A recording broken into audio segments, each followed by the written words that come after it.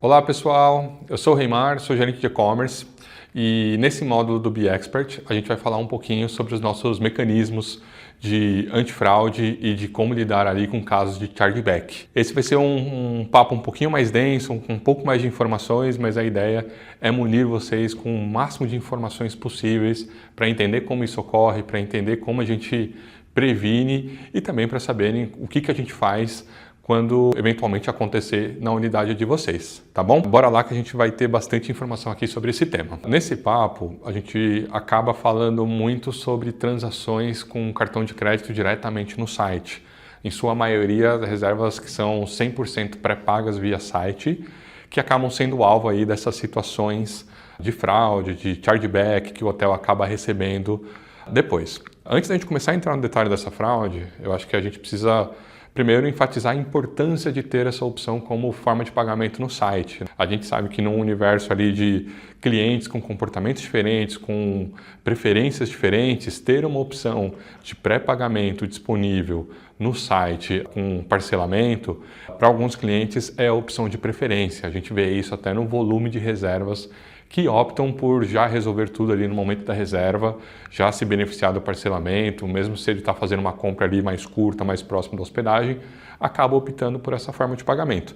Mas também é um mecanismo ali de concorrência, né? Porque a gente vê ali canais com quem a gente compete no ambiente online que oferecem um parcelamento de 12 vezes, de 10 vezes para o cliente e que isso reflete num custo ali para o hotel de 20%, de 25% numa tarifa comissionada, numa tarifa net. Então, também são formas ali importantes da gente cuidar e garantir que os clientes tenham todas essas opções ali disponíveis no site. E aí, nesse sentido, é importante sinalizar que, de forma geral, o que a gente percebe é que as fraudes, elas representam um número bem pequeno de reservas, né, que chegam a ser inferior a 0,1% dos casos, né? E a gente traz esse número à tona porque, primeiro, é um número pequeno, né, perto do universo que tem um comportamento idôneo, não tem esse tipo de prática e que faz a diferença ali para as nossas estratégias de venda, mas principalmente porque o que a gente percebe quando os casos de fraude ocorrem é um comportamento de, olha, tive a fraude aqui nesse caso, então eu não quero mais que o meu hotel receba transações pré-pagas via site. Eu quero que todas as reservas sejam pagas diretamente no hotel, ou eu quero receber somente reservas via Pix. E a gente entende que este não é o melhor caminho, porque no final das contas o fraudador, que é uma, duas pessoas que está agindo de má fé ali na sua unidade, a partir do momento que ele é descoberto, a partir do momento ali que a gente cria mecanismos de proteção contra a prática dele, ele tende a não ir mais para o seu hotel, ele tende a ir para outra unidade. Só que quando a gente vai lá e tira a opção de pagamento, o que a gente está fazendo é prejudicando aquele cliente que é idôneo, aquele cliente que já compraria com vocês pelo site, mas acaba não comprando porque não atende ali a preferência dele de forma de pagamento, porque ele pode migrar para uma OTA ou ele pode ficar na dúvida se ele chegar no balcão da recepção para pagar, se ele vai ter a opção de parcelamento que para ele faz a diferença. Então são pontos de dúvida ali que pode fazer o cliente migrar para um outro canal, para um outro hotel, quando a gente tem esse tipo de comportamento. Então acho que o primeiro ponto aqui é, eventualmente, se lidarem com esse tipo de situação, não tomem esse tipo de atitude de vou limitar o site em tirar essa forma de pagamento porque aí eu não vou ter mais fraude, porque ao mesmo tempo de fato, você tende a não ter mais fraude, mas ao mesmo tempo você tende a perder vendas, você tende a pagar mais comissionamento através de outros canais por causa dessa mudança ali das regras de pagamento. E aí a gente super entende o quanto doloroso isso é, o quanto cada fraude, independente do valor, independente se é uma diária de 300, se é 3 diárias que dá R$1.000, enfim, todos esses casos acho que nos dá uma sensação ali de injustiça e de querer resolver para não acontecer mais. Mas aqui a gente vai explicar um pouquinho mais sobre como isso acontece e também vai dar mecanismos para entender e evitar com que novos casos aconteçam sem prejudicar a geração de novas vendas, sem prejudicar o cliente que é idôneo, tá bom? Qual que é o comportamento que a gente observa nesses casos ali de fraude? Acho que o primeiro deles essas pessoas, elas têm um comportamento fraudador, elas têm consciência daquilo que elas estão fazendo, elas têm cartões que elas obtiveram de uma maneira inapropriada e quando o hotel recebe uma contestação desses casos, tenham consciência que é a pessoa usando um cartão que não é dela. Então, a pessoa que provavelmente teve o cartão usado, ela é tão vítima quanto o hotel nessas situações. O segundo comportamento que a gente observa é, no momento da reserva, a pessoa usando diversos números diferentes de cartão de crédito. Então, quando a gente pega ali os casos relatados de contestação, a gente percebe ali 3, 4 tentativas de cartão de crédito diferente, com números totalmente diferentes entre si. Então, não é a pessoa tentando 2, 3 vezes com o mesmo número de cartão. Ela vai trocando os números até descobrir um que funcione. O desafio nesse processo é que, eventualmente, essa pessoa já tem um cartão que funcione, que tem limite, que ela validou em alguma outra transação em outro site e acaba passando de primeira ali no nosso site. Então, isso eventualmente pode acontecer, mas a gente observa ali com alguma frequência inúmeras tentativas ali com cartões diferentes. Que, ao mesmo tempo, acho que é importante deixar claro que também pode acontecer numa reserva idônea, né? Então, é comum as pessoas terem 2 cartões diferentes, então testa com um, testa com outro, depois perde o cartão de uma outra pessoa da família, ou a esposa, o marido, enfim. E aí, quando vai ver, a pessoa idônea também está usando 3, 4 cartões diferentes. Então, é uma situação desafiadora ali como método de prevenção. O terceiro comportamento que a gente observa é de reservas de última hora. Os fraudadores já sabem como funciona, né? Já entendem que quando a pessoa que tem o cartão usado de maneira indevida reporta para a administradora, até a administradora do cartão de crédito avisar o hotel, já foi 4, 5 dias, a pessoa que cometeu a fraude já foi embora faz tempo. E ao mesmo tempo a gente também sabe que a prática ali das pessoas que identificam que estão tendo o cartão usado de maneira indevida, ligar no estabelecimento é bem pequena, até acontece eventualmente, mas é bem pequena. Então, o comportamento ali costuma ser, esses fraudadores reservam com uma antecedência muito curta da data de hospedagem. Então, geralmente é do dia para o dia, do dia anterior para o dia seguinte. Então, é um tempo muito curto que não dê para o hotel ser notificado que aquela transação foi contestada.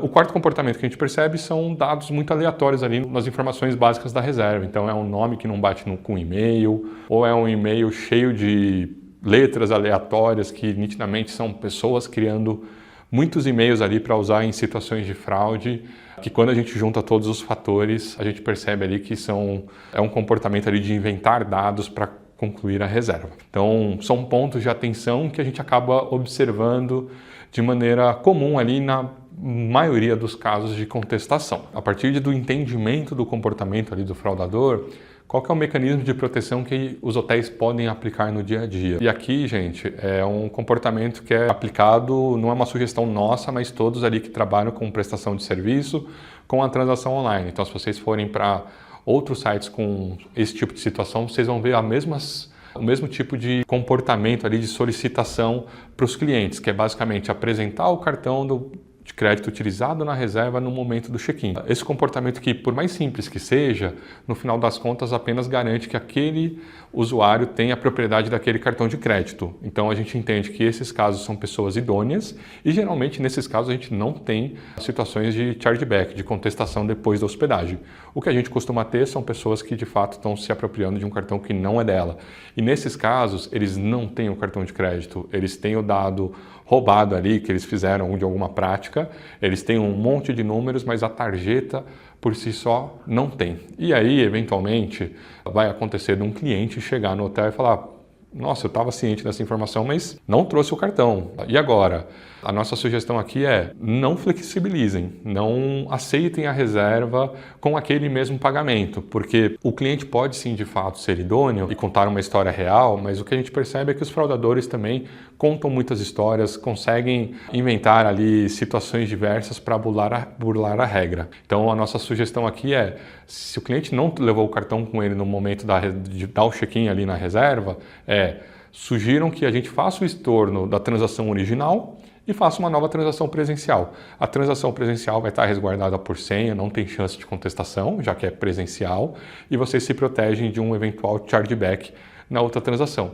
Se o cliente for idôneo, ele não vai se recusar a fazer isso. Se o cliente for um fraudador, ele com certeza não vai aceitar, vai se recusar a fazer um novo pagamento e vai embora. Então, esse é um mecanismo de proteção que a gente recomenda ali na operação no dia a dia. E aí vocês podem perguntar: poxa, mas dá para flexibilizar? A nossa sugestão é: evitem ao máximo flexibilizar, se possível, não flexibilizem. em quais contextos vocês podem até, de certa forma, analisar? Reservas com período mais longo entre a data que a reserva foi feita e a data da hospedagem. Então, numa questão ali de situações se a reserva foi feita hoje para se hospedar hoje e a pessoa não levou o cartão de crédito, a sugestão aqui é recusem essa reserva com este pagamento. Podem solicitar um novo pagamento ali no momento do check-in ou simplesmente não aceitar a reserva ali no momento do check-in porque a pessoa não fez o que foi solicitado, né? E aqui tem um ponto importante que todas as reservas que são feitas pelo Let's Atlântica, elas são obrigadas a dar um consentimento neste campo aqui. Este campo, a pessoa está sinalizando que ela está consciente, ela está ciente que o cartão utilizado no momento da reserva, ele tem que ser apresentado no momento do check-in. Então isso dá totalmente um respaldo para a nossa atuação de fazer essa solicitação e se caso o cliente não cumpra com o que ele mesmo deu ciência, para que a gente aplique os nossos mecanismos de proteção, que é basicamente falar, olha, dessa forma não consigo receber a reserva, o senhor vai precisar fazer um novo pagamento e eu estorno o anterior. Pontos importantes. Alguns clientes acabam usando o cartão virtual, né? E aí a gente tem ainda uns desafios em relação a essa frente. O que a gente tem pedido, orientado, é que quando o cliente usa um cartão virtual, que a gente peça ali uma comprovação, que seja o lançamento na fatura, alguma coisa que mostre posse que ele tem aquele cartão de crédito que realmente é algo dele. E aí, gente, dando sequência aqui nos nossos mecanismos de proteção, acho que a gente trouxe um pouquinho do viés operacional, mas também tem uma camada de proteção que a gente tem aplicado no site, que tem cada vez nos deixado mais robusto nessas situações. Então, o primeiro deles é o antifraude que a gente usa, né? A gente usa uma ferramenta de mercado que é a principal dessa frente ali de proteção, que é o Clear Sale. Então, todas as reservas que são feitas ali pelo Let's Atlântica com transações, elas passam pelo antifraude, onde esse antifraude ali tem critérios, tem um algoritmo onde ele valida ali uma série de informações e define se aquela reserva pode avançar ou não em concluir a transação e dar uma reserva como confirmada. Tanto que a gente tem muitos casos que as reservas às vezes não são confirmadas pelo site porque elas foram barradas pelo antifraude. O ponto é um sistema que barra muitos casos, que a gente vê ali no dia a dia, a gente recebe acionamento dos hotéis, mas eventualmente algum caso ou outro acaba passando ali nos critérios e por isso é importante ali que a gente faça um trabalho que a gente vai orientar já para a gente cada vez mais estar calibrado. Mas tenho ciência que tem esse processo, ele minimiza muitos casos, né? Então muitas fraudes ali são barradas por causa desse comportamento, mas ainda assim acaba passando uma ou outra e são nesses casos que a gente vai atuando ali em conjunto para cada vez mais minimizar essas situações. Um outro mecanismo que a gente tem e que foi desenvolvido pela PM Web, a proprietária ali do Let's Book, para justamente nos ajudar ali nessas situações, é a Bad List. Então a gente tem uma Bad List, que é um cadastro unificado para o Let's Atlântica, onde a gente insere todos os casos de chargeback, de contestações que a gente tem, de pessoas tentando fazer reservas fraudulentas no site. Essa bad list, ela é unificada como rede. Então, se um hotel teve ali esse tipo de comportamento e avisa o time de e-commerce, a gente insere eles na bad list, insere ali os dados da pessoa, o e-mail, o CPF ou o passaporte, são esses 3 campos que a gente consegue identificar. E toda vez que a pessoa tentar comprar com estes dados no Let's Atlântica, ela não vai conseguir, tá? Então, é uma forma adicional da gente proteger, da gente bloquear essas compras. O que é importante que vocês saibam desse processo? O primeiro ponto esse bloqueio é exclusivo para o Let's Atlântica.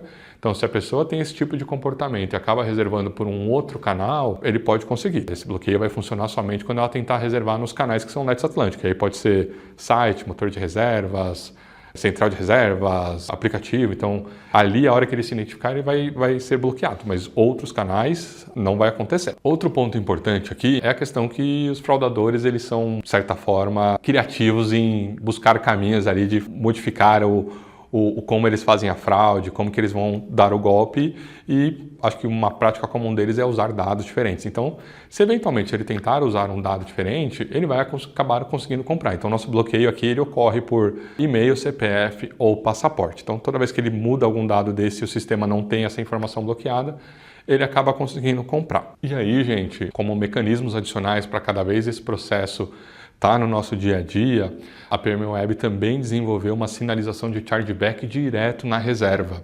Então, toda vez que vocês tiverem algum caso de chargeback, a gente orienta ali que vocês façam basicamente 2 processos.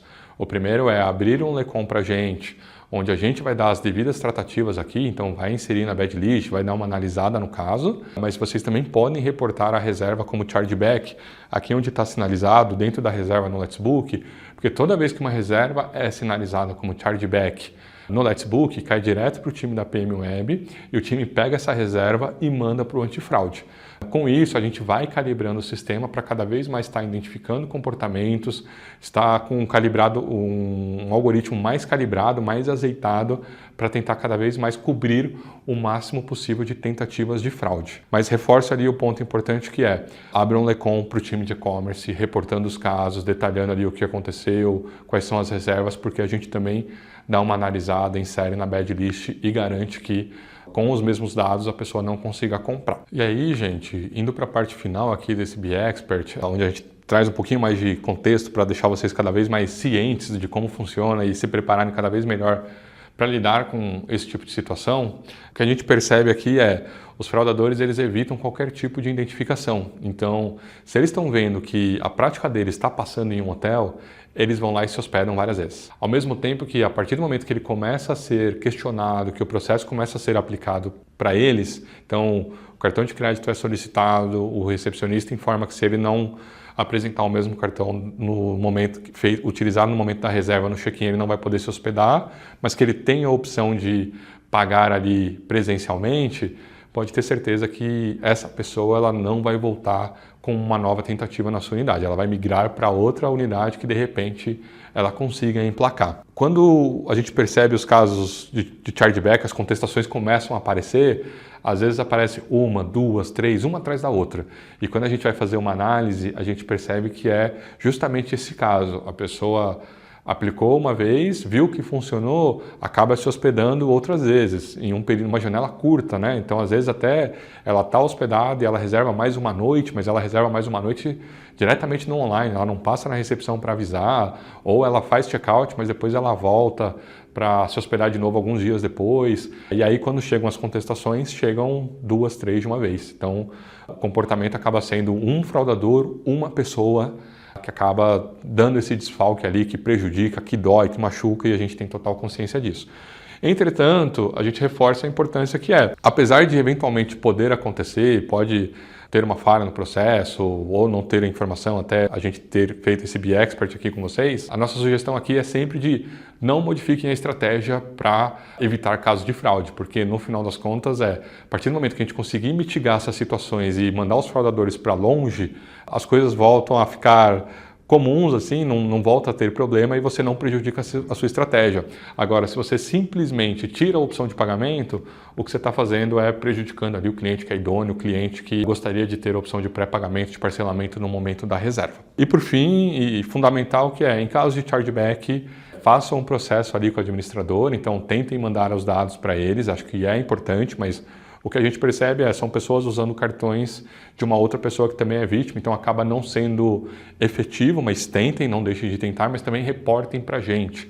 A gente precisa saber todas as vezes que isso acontece, porque a gente tem os processos de inserção na bad list, a gente tem os processos de avisar ali o antifraude para ser calibrado, a gente também precisa ter noção de todas as vezes que isso acontece para ter mensuração de volume, então são informações importantes e eu peço que todas as vezes que vocês tiverem esses casos de chargeback, vocês reportem para a gente. Por fim, o que a gente vê, a gente já falou um pouquinho disso aqui no conteúdo, é a criatividade que essas pessoas têm. Então, esse é o comportamento que é um padrão que a gente já vê acontecendo há alguns anos, mas se eventualmente vocês perceberem algum outro comportamento, eu peço para vocês dividirem com a gente, para que a gente vá entendendo, a gente vá acompanhando e até vai criando, de repente, outros mecanismos a partir de outros comportamentos identificados para que cada vez mais a gente tenha ali um ambiente seguro para evitar esse tipo de caso. Esse é o conteúdo do BeExpert, de proteção, de antifraude e chargeback. Reforço aqui nossa disposição como time de e-commerce para bater um papo com vocês. Se vocês tiverem dúvida desse processo, se vocês estão tendo com algum caso mais latente.